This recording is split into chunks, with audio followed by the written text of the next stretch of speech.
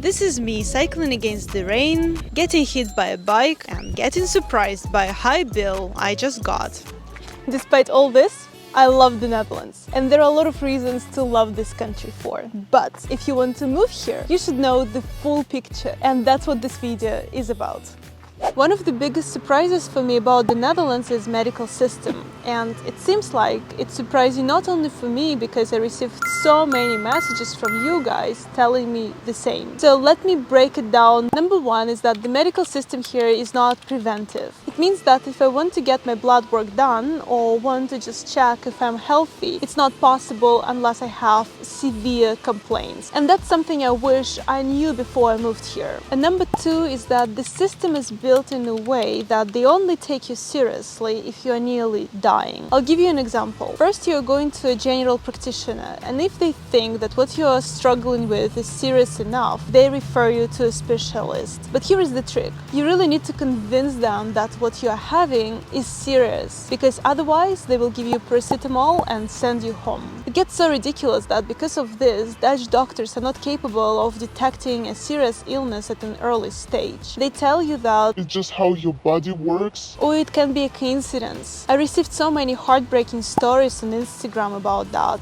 and that triggers people to think about moving out of the Netherlands. What happens with me is that I was sick 3 times during the course of 6 months. I called my GP a few times, but they didn't want to see me because in their opinion it was not serious enough. But I know my body and I knew that something was off. So in the end I had to diagnose myself, find out myself what was wrong with me, and find some supplements and medicine that would help. I shared more about how the Dutch medical system works in this video. I will link it somewhere here. I just returned from a 1 month of vacation where my employer hasn't called me even once. The sole fact that I can leave for the whole month is already amazing, because I know that in many countries people can take a 1 or 2 week max vacation, but here in the Netherlands you can leave for the whole month and it's not considered something outstanding. When I was leaving, my boss joked about it because he wanted to keep making the progress, and when I'm away it's simply not possible. But for the rest it was a very smooth process because holidays in the Netherlands are sacred.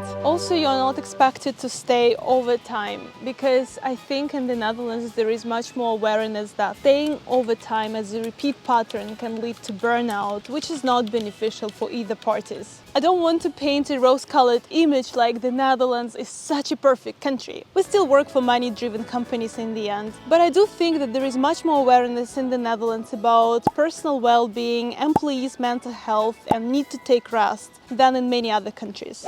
People often ask me about the weather in the Netherlands. Look, it's June now, and yes, it's sunny, but I'm wearing a t-shirt, a fleece and a jacket, and I'm not feeling too warm at all. From March until November, the weather is approximately like this. Sometimes sunny, sometimes gloomy, sometimes rainy, and when you go out, it's important that you wear layers and you always bring your sunglasses and an umbrella, because even if it's sunny now, maybe in the next 5 minutes it can start pouring with rain. From November till March, it rains almost every day. It's rainy, grey and gloomy. But at least you know what to expect and it's stable. It's very hard to cope with that mentally, especially when you're entering the period of November, because you know that it's gonna get only worse. The worst month, in my opinion, are November and December, because on top of it being super gloomy and grey, you also don't see the daylight. The sun sets at around 4 and rises at around 8, the day hours you spend at work. And the most tricky part of it is that it's just starting, so it can really affect your mental health. Wait, let me give you a tip on how to cope with it. Either take your vitamins, especially vitamin D, or leave the Netherlands during this period.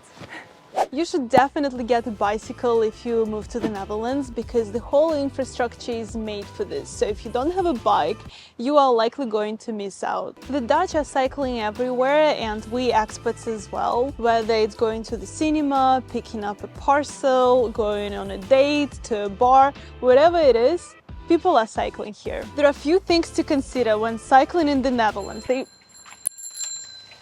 The first one is this: be aware of pedestrians and don't be me. Don't be that person who stands on a bike lane. Another one is that bicycle is not considered a pedestrian, so the same rules for a driver apply. The next one can be a bit counterintuitive, depending on where you come from. The priority in the Netherlands is always on the right, if not specified by road markings, signs or traffic lights. I truly admire the Dutch for their incredible cycling skills. You will see pregnant women maintaining balance on bikes better than any athlete, parents bringing their kids to school by bike, and people peeling oranges while cycling. It's truly amazing, and I love living in a country where cycling is made so easy. I'm now at Albert Heijn, Dutch supermarket. Let's check how much things cost here. Yeah, it's crazy. 1 kilo of chicken is 17 euros. Now it makes a little bit more sense why the Dutch eat cheese and bread for lunch. It's the cheapest you can find here.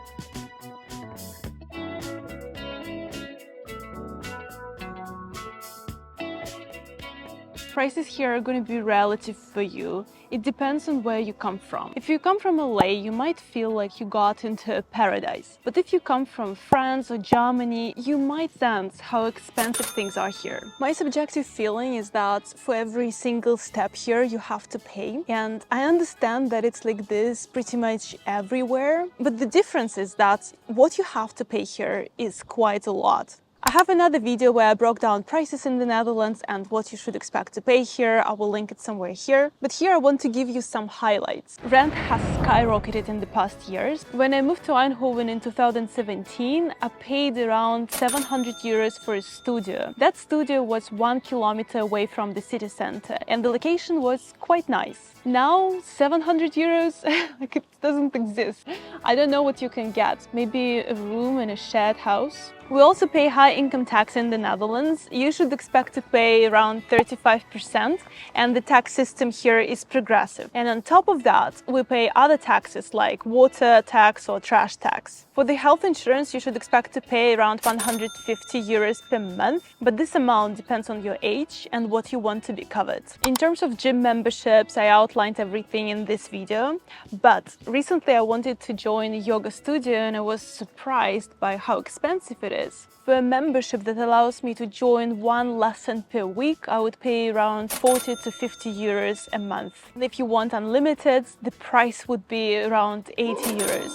Now, the logical question comes. What's the average salary in the Netherlands? At the moment, it's 44,000 euros per year. Whether it's a lot or too little depends on how you compare it to the cost of living and expenses. So what do you think? Let me know in the comments below. Keeping these things in mind will help you integrate in the Netherlands smoother. And if you want to know how much you should expect to spend in the Netherlands, or if the most common stereotypes about this country are true, you should watch these videos next. So thank you again for watching until the end, and I'll see you in these videos.